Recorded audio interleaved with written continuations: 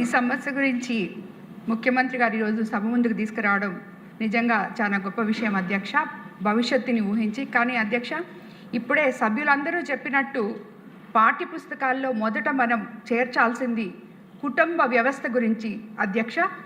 ఒక వివాహం అంటే ఏంటో, పెళ్లి చేసుకుంటున్నారు, 2-3 పిల్లలు పుడుతున్నారు, దాని తర్వాత విడాకులు తీసుకుంటున్నారు అధ్యక్ష. దానివల్ల బిడ్డలు పడుతున్న అవస్థలు అన్నీ ఇన్ని కావు అధ్యక్ష.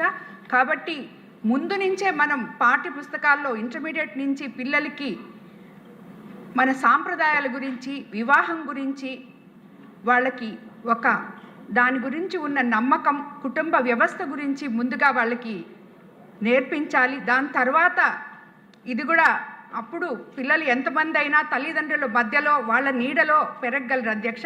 లేని పక్షంలో ఈ పిల్లలు ఎప్పుడైతే ఇప్పుడు మనం చూస్తున్నాం పర్సంటేజ్ ఆఫ్ డైవర్స్లు ఎక్కువైపోయినాయి అధ్యక్ష. డైవర్స్ అయిన తర్వాత ఆ పిల్లలు చాలా ఇబ్బందులు పడుతున్నారు అధ్యక్ష. సో ఈ విషయం కూడా పాఠ్య పుస్తకాల్లో చేర్చి మనం యూత్ని ఎడ్యుకేట్ చేయాలని చెప్పి ఫస్ట్ నేను కోరుకుంటున్నాను అధ్యక్ష. ధన్యవాదాలు అధ్యక్ష. కృష్ణకుమార్ రావు గారు మాట్లాడారు అధ్యక్ష. ఆయన అవును మరి జనరల్గా మీరు ఎప్పుడు అటువైపు చూస్తున్నారు అధ్యక్ష, ఇటుపక్క చూడటం మానేశారు. కొంచెం కూడా పార్షియాలిటీ అనేది ఉన్న ప్రమాదాలు మాకు తెలుసు కాబట్టి చోట్ల కొంచెం కూడా పార్షియాలిటీ అయినా కొంచెం చూపించవలసిన నెసెసిటీ ఉంది అధ్యక్ష. కనీసం కొంచెం క్యాస్ట్ ఫీలింగ్ అయినా లేదు అధ్యక్ష. ఏదైనా గౌరవ ముఖ్యమంత్రి గారు సైలెన్స్ని బ్రేక్ చేసిన వ్యక్తిగా మనము భావించవలసిన అవసరం ఉంది అధ్యక్ష. ఇదేదో వ్యక్తిగతమైన విషయం గురించో లేకపోతే వేరే రాజకీయ కారణాలు కాదు. మన దేశ భవిష్యత్తు గురించి, మన ఆంధ్ర రాష్ట్రం భవిష్యత్తు గురించి ఈరోజు వారు ప్రతిపాదించిన విషయాల్ని పూర్తిగా సమర్థిస్తున్నాం అధ్యక్ష. ఎందుకంటే ఒక విజనరీ లీడర్కి ముందు చూపు ఉండటం అనేది ఇది నిదర్శనం అధ్యక్ష. అది కేవలము గౌరవ ముఖ్యమంత్రి చంద్రబాబు నాయుడు గారు అధ్యక్ష. కానీ ఇందాక ముగ్గురు ఉంటేనే కానీ ఇమ్మీడియట్గా నెక్స్ట్ ఎలక్షన్స్ లేకపోతే అటువంటి ఫీలింగ్ ఏమి లేకుండా ఇదేమి షాపులు వెళ్ళి కొని తెచ్చేసేది కాదు కదా అధ్యక్ష. కాబట్టి కొంచెం ఏదో ఒక 10 years టైం పెట్టి, లేదో 5 years, ఎందుకంటే చాలామంది యంగ్స్టర్స్ ఉన్నారు ఇక్కడ. సో 5 years తర్వాత అంటే ఏదో 2030 35 పెట్టి అప్పటి నుంచి ఇటువంటి ఇంప్లికేషన్స్, రెస్ట్రిక్షన్స్ అటువంటి పెడితే బాగుంటుంది. అట్లాగే ఇందాక కోన రవికుమార్ గారు చెప్పారు, మేడం గారు చెప్పారు, ప్రశాంత్ రెడ్డి గారు, తప్పనిసరిగా పాఠ్య పుస్తకాల్లో మనం ఇది చేర్చవలసిన అవసరం ఉంది అధ్యక్ష. ఇంటర్మీడియట్ నుంచి కనుక చేరిస్తే అది వాళ్ళకి ఒక మోరల్ లెసన్స్ కింద అన్ని విధాలుగా కూడా మన సాంప్రదాయాలు అన్నీ కూడా కొంచెం తెలిసే పరిస్థితి ఉంటుంది అధ్యక్ష. ఇదివరకు కాలంలో ఏదైతే పిల్లలు ఎక్కువ మంది ఉండేవారు, తర్వాత రాను డిటీరేషన్ అయిపోయి ఒక బాటమ్ లెవెల్కి వచ్చేసింది అధ్యక్ష. కానీ దాన్ని మళ్ళీ పెంపొందించడానికి గౌరవ ముఖ్యమంత్రి గారు తల్లికి వందనం అని ఎప్పుడైతే అది చేపట్టారో ఆ పథకము, దాని మూలాన్ని ఏదైతే కొంత డబ్బులు పెట్టుకుని చదువులు చదివించడానికి ఇబ్బంది పడే వారు ఇది వచ్చిన మూలాన చాలా సంతోషంగా ఆర్థికపరమైన ఇబ్బందులు లేకుండా ఉండటం గురించి అది చేయటం జరుగుతుంది అధ్యక్ష. డెఫినెట్గా దట్స్ వెరీ గుడ్ ఇనిషియేటివ్. ఇది ఒక్కటే కాకుండా రెండో బిడ్డకి ఎవరైతే రెండో బిడ్డ కంటే వాళ్ళకి 25,000 రూపీస్ ఇవ్వడానికి ప్రపోజల్ చేయటం అనేది it's very very very good అధ్యక్ష. ఇప్పుడు మూడో బిడ్డ కనుక ఉంటే అప్పుడు వాళ్ళకి కూడా 25,000 ఇస్తారా లేదా అనేది ఇందాక కొంచెం క్లారిటీ మిస్ అయ్యాను అధ్యక్ష. తర్వాత మా సభ్యులను అడిగితే 1,000 రూపాయలు చొప్పున 5 years ఇస్తారని చెప్పారు. సో మూడో బిడ్డకు కూడా అది 25,000 రూపీస్ ఇచ్చిన తర్వాత 1,000 రూపాయలు ఇస్తారా, లేకపోతే ఆ మూడో బిడ్డకి ప్రతి నెల 1 month 1,000 రూపాయలు చొప్పున అలాగా వీలవుతుందా ఏంటి అనేది కొంత క్లారిటీ చేయవలసిన అవసరం ఉంది అధ్యక్ష. ఏదైనా this very good proposal in the interest of the entire nation. And దేశంలో మిగిలిన చోట్ల మిగిలిన రాష్ట్రాల్లో ఇటువంటి ప్రతిపాదనలు ఎవరన్నా వచ్చినాయో లేదో అయితే నాకైతే వచ్చినట్టుగా తెలియదు అధ్యక్ష. But I really appreciate the honourable chief minister గారు for initiating this type of activity. And really congratulate him. ఎందుకంటే ముందు చూపుతోటి ఆంధ్ర రాష్ట్ర భవిష్యత్తుని దృష్టిలో పెట్టుకున్న ఈ ప్రతిపాదనని పూర్తిగా సమర్థిస్తూ తప్పనిసరిగా వారి విషయస్ ఏదైతే ఉన్నాయో మన ఆంధ్ర రాష్ట్రము మంచి భవిష్యత్తు ఉండేటట్టు, అట్లాగే ఆంధ్ర రాష్ట్రాన్ని చూసి మిగిలిన రాష్ట్రాల వాళ్ళు కూడా ఈ విధమైన ప్రతిపాదనలు చేస్తే మన భారతదేశం కూడా బాగుంటుంది అని తమరి ద్వారా గౌరవ ముఖ్యమంత్రి గారికి మరి ఒక్కసారి ధన్యవాదములు తెలియజేసుకుంటూ సెలవు తీసుకుంటున్నాను అధ్యక్ష. ఖచ్చితంగా మాట్లాడే వాళ్ళ పాపులేషన్ నిమిషం పెరుగుతుందంటే ఈ స్కీమ్ సూపర్ హిట్ అవుతుందండి. ముందుగా మహిళలకు అవకాశం ఇద్దాం. సోమిరెడ్డి గారు మీరు తప్పకుండా నెక్స్ట్. అతిథి గజపతిరాజు గారు. ధన్యవాదాలు అధ్యక్ష. ఫస్ట్ ఆఫ్ ఆల్ మనం సమాజంలో మార్పు తెచ్చినప్పుడు ఎప్పుడైనా స్లోగా మనం మార్పు తీసుకురావాలి అధ్యక్ష. అయితే ఇప్పుడు కూన రవి గారు చెప్పినప్పుడు మనం ఎప్పుడైనా ఇప్పుడు 4వ సాటర్డే మనం ప్రజల్లోకి వెళ్తాం, అప్పుడు వాళ్ళు డెఫినెట్గా మమ్మల్ని అడుగుతారు మీకెంతమంది పిల్లలు ఉన్నారనేది. నాకు అసలు పిల్లలే లేరు. సో నాకు మ్యాక్సిమం ఇది అక్షంతలు వాళ్ళ దగ్గర నుంచి డెఫినెట్గా పడతాయి. అయినా కానీ మనం ఒక పాలసీ తీసుకున్నప్పుడు మనం ఎడ్యుకేట్ చేయాల్సిన అవసరం ఉంది. అయితే ఆ పాలసీ విధానంగా మనం ఎడ్యుకేట్ చేయాల్సిన అవసరం ఉంది. కానీ మార్పు అయితే ఎప్పుడైనా స్లోగా రావాలి. అలాగే థామస్ గారు చెప్పినట్లు మనకి IVF ద్వారా ఒకటేసారి 4 పిల్లలు కనేసి వాళ్ళు హెల్త్ బాగోకుండా ఆ విధంగా మనం కూడా మరీ స్పీడ్గా కూడా మనం వెళ్ళకూడదు. స్లోగా అందరినీ ఎడ్యుకేట్ చేస్తూ మెల్లిమెల్లిగా మనం మార్పులు తీసుకురావాలని నేను కోరుతా ఉన్నాను అధ్యక్ష. మీ ద్వారా ధన్యవాదాలు. సోమిరెడ్డి చంద్రమోహన్ రెడ్డి గారు. థ్యాంక్స్ అధ్యక్ష. అది సీఎం గారు ఏదైనా దేశంలో ఒక రోల్ మోడల్, ఏదైనా ఒక ప్రపోజల్ పెట్టాయంటే మిగతా రాష్ట్రాలు కూడా ఆయన చూసి ఫాలో అయ్యే పరిస్థితి వస్తుంది.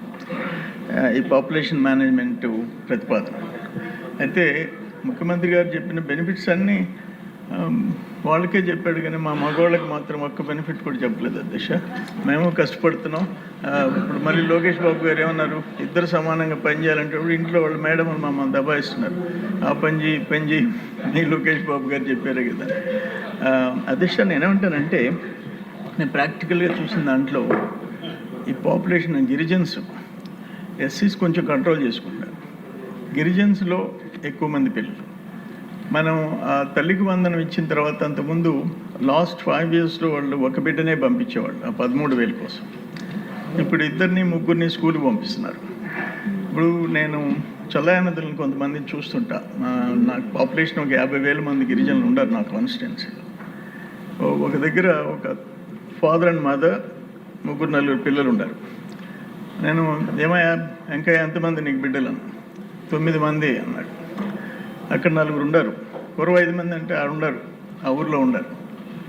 ఇప్పుడు ఏంటంటే అక్కడ పేదరికంలో ఉండే చల్లాయనదులు గిరిజన్స్లో 7 మంది 8 మంది మినిమం 5 మంది పిల్లలు ఉండరు.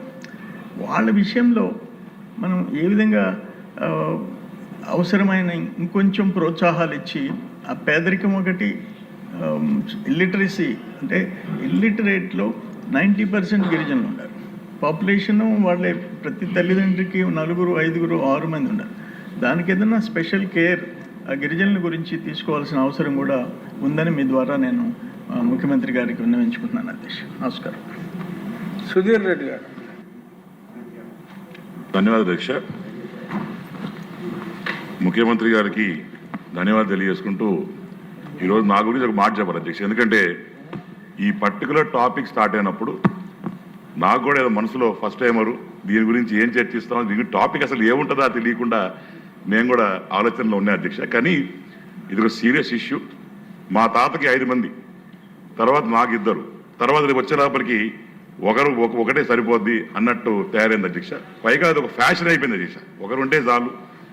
దాంట్లో కూడా చూస్తే పేదవాడికి ఎక్కువ మంది పిల్లలు ఉంటా ఉన్నారు, అదే గొప్పవాడికి తక్కువ మంది పిల్లలు ఉంటా ఉన్నారు. ఎందుకు? అదొక్కడ ఆలోచన చేయాలి. ఎందుకంటే నిజం డబ్బు లేనివాడికి కూడా అన్నం తినేదానికి కూడా లేని పక్షంలో కూడా వాళ్ళకందరికీ కూడా ఒక 4 పిల్లలు 3 పిల్లలు ఉంటా ఉంటారు. కానీ బాగా డబ్బు ఉండేట వాళ్ళకి ఏంటంటే అది ఫ్యాషను, మరి మొహమాటమో, మరి ఏంటి అర్థం కాదు. కానీ వాళ్ళకి మాత్రం ఒకరే ఉంటా ఉంటారు. అది స్ట్రెస్ మరి ఏది నాకు తెలియదు అధ్యక్ష. కానీ ఈరోజు ముఖ్యమంత్రి వారు చెప్పినట్టు నిజంగానే మనందరికీ కూడా ఒక యంగ్స్టర్స్కి ఐ ఓపెనింగ్ అధ్యక్ష, ఎస్పెషల్లీ నాలాంటి వాళ్ళకి. ఎందుకంటే ఈ టాపిక్కే ఏటబ్బా అనే దగ్గర నుంచి ఈరోజు నేను లేచి మాట్లాడుతున్నానంటే నిజంగానే ఇది అందరికీ కూడా ప్రజల్లోకి తీసుకెళ్ళి ప్రాపర్గా వాళ్ళని ఎడ్యుకేట్ చేయాలి. ఎందుకంటే చాలా మంది షై ఫీల్ అవుతారు అన్డౌటెడ్గా. ఎందుకంటే మా చెల్లెమ్మ ఫస్ట్ లేచి మాట్లాడినప్పుడు అందరూ కూడా ఒక రకంగా చూస్తున్నారు, తర్వాత అందరూ కూడా మాట్లాడుతున్నారు. మనలోనే ఈ మార్పు వచ్చినప్పుడు ఒక వ్యవస్థలోనే మార్పు వస్తుంది. మనం కూడా వెళ్ళి ప్రాపర్గా ముఖ్యమంత్రి గారు చెప్పినట్టు ఎక్స్ప్లెయిన్ చేయాలి. ఇది ముఖ్యం. ఆ రోజు చంద్రబాబు నాయుడు గారు మనకు ఒకరే ఉండాలి అన్నారు. ఎందుకు?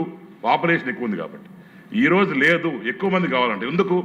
పాపులేషన్ తగ్గింది కాబట్టి. ఆ పాపులేషన్ తగ్గితే దానివల్ల వచ్చే ఇబ్బందులు ఏంటి అది కానీ మనం కానీ ప్రాపర్గా మనం కానీ ఇంజెక్ట్ చేసి ఎడ్యుకేట్ చేయగలిగితే that will be the best way how to create ecosystem where we can increase the population. తెలియదు. నమస్కారం. ముఖ్యమంత్రి గారు మాట్లాడతారా? ఏదో మాట్లాడాలి, ఎలా మాట్లాడాలి అనుకుంటా ఉన్నారు. ధన్యవాదాలు అధ్యక్ష. పాపులేషన్ పెంచాలని చెప్తున్నారు అధ్యక్ష. నా వరకు నా సొంత అభిప్రాయం అయితే అంతకంటే ముందు ఆదాయ మార్గాలు పెంచాల్సిన అవసరం ఉంది. పిల్లలు కనడం కాదు, వాళ్ళని సాకడము, వాళ్ళకి చదువు చెప్పించడము, దాంతోపాటు వాళ్ళని మంచి పొజిషన్లో సెటిల్ చేయడం అనేది చాలా ఇంపార్టెంట్ అధ్యక్ష. కాబట్టి మౌలికంగా ఈ యొక్క సదుపాయాలు మనం క్రియేట్ చేసుకోవాల్సిన అవసరం ఉంది. ఇందాక మాధవి గారు చెప్పినట్టు పిల్లల్ని చాకడం అంటే చాలా కష్టం. ఇప్పుడున్న పరిస్థితుల్లో వాళ్ళ చదువులు కానీ వాళ్ళ ఎక్స్ట్రా కరికులర్ యాక్టివిటీస్ కానీ ప్రతి ఒక్కటి చేయాలి అంటే చాలా కష్టం అయిపోతుంది. మనకున్న ఈ సమాజంలో ఇక్కడున్న ప్రతి ఒక్క మెంబర్స్ కూడా ఈ బాధ్యత మహిళది అని ఆలోచించే మనస్తత్వాలు ఎక్కువగా ఉన్నాయి. చాలా స్ట్రెస్ అవుతోంది. ఇప్పుడు మేము ఇక్కడ ఎమ్మెల్యేగా వచ్చినా కూడా ఇంట్లో ఏం జరుగుతోంది, వంట ఏం చేస్తున్నారు, స్టాఫ్ ఏంటి, పిల్లలేంటి, ఎక్కడున్నారని ప్రతి ఒక్క రోజు వాకప్ చేసుకునే పరిస్థితి మాకు ఇక్కడ. కాబట్టి ఫస్ట్ మనము ఈ యొక్క సైకలాజికల్ చేంజెస్ మీద మొదట ఆలోచించుకోవాలా. ప్రతి ఒక్క మొగలు కూడా సార్ కూడా చెప్పారు ఇందాక ఈక్వల్ పేరెంటింగ్ అనేది, దాని మీద స్కూల్లో ఎడ్యుకేషన్ కూడా స్టార్ట్ చేసుకోవాలా. లోకేష్ గారు ఆల్రెడీ ఇంట్లో పనులు అని చెప్పేసి మన లాస్ట్ టైం మన అసెంబ్లీలోనే చెప్పారు. జనరల్గా ఇంతకుముందు ఇంట్లో పనులు అంటే ఆడోళ్ళ బొమ్మలు పెట్టేవాళ్ళు, ఇప్పుడు ఆ బొమ్మలు మార్చి మొగోళ్ళకు ఆడోళ్ళకి ఇంటి పనుల మీద సబ్జెక్ట్ ఇంట్రడ్యూస్ చేస్తున్నామని చెప్పారు. దాంతోపాటు టీచర్స్ కూడా స్కూళ్ళల్లో కౌన్సిలింగ్ చేయడం కానీ మోరల్ క్లాసెస్ తీసుకోవడం కానీ ఇవన్నీ చేసుకోవాల్సిన అవసరం ఉంది అధ్యక్ష. ఇంకొక మాట అన్నారు సత్యనారాయణ గారు, సహా మెంబర్ గారు, డబ్బులున్న వాళ్ళకి ఎక్కువ ట్యాక్స్ వేయాలని చెప్పి, దాని బదులు ఇన్సెంటివ్స్ పెంచుకోవాలా. పేదోళ్ళకి వాళ్ళ పిల్లల్ని ప్రాపర్గా పెంచుకునే అవకాశం కానీ అవగాహన కానీ, ముఖ్యంగా ఆడవాళ్ళకి చదువుని ఎక్కువ ఎంకరేజ్ చేస్తూ తీసుకొని పోవాలి. కానీ దాన్ని అయితే నేను సమర్థించట్లేదు అధ్యక్ష. ఇంకొక విషయం ఏంటంటే ఇప్పుడు నేను చూస్తున్నాను, ఇప్పుడు బాగా పేదవాళ్ళతో కలిసి తిరగడం కానీ వాళ్ళు ఉన్న సమస్యలు చూస్తూ ఉన్నాను. ఎక్కువ మందిగా కన్న పిల్లలు, తల్లిదండ్రులు, వాళ్ళకి ఏమవుతుందంటే అధ్యక్ష ప్రాపర్ ఎడ్యుకేషన్ ఇవ్వట్లేదు. దానివల్ల వాళ్ళకి ఎడ్యుకేషన్ లేక ప్రాపర్ బ్రాటప్ లేక వాళ్ళు కొంచెము ఈ యొక్క చెడు అలవాట్లకి దాని మీదకి వెళ్ళే ప్రమాదం కూడా కనపడుతూ ఉంది అధ్యక్ష. సార్ చెప్పిన దానికి ఇదైతే వ్యతిరేకము. కానీ వీటన్నిటి మనం సమకూర్చుకుంటే ఏ విధంగా ఈ జనాభా తగ్గుతుంది, దానివల్ల మనము ఫ్యూచర్లో ప్రాబ్లం ఫేస్ చేస్తాం, మన దాన్ని అధిగమించే పరిస్థితి ఉంటుంది. అంతే అధ్యక్ష. Thank you. ఏమీ చెప్పకుండా రేపు 4th సాటర్డే నుంచి ఇది మాట్లాడకుండా ఎంకరేజ్ చేసి స్టార్ట్ చేయండి ప్రోగ్రామ్.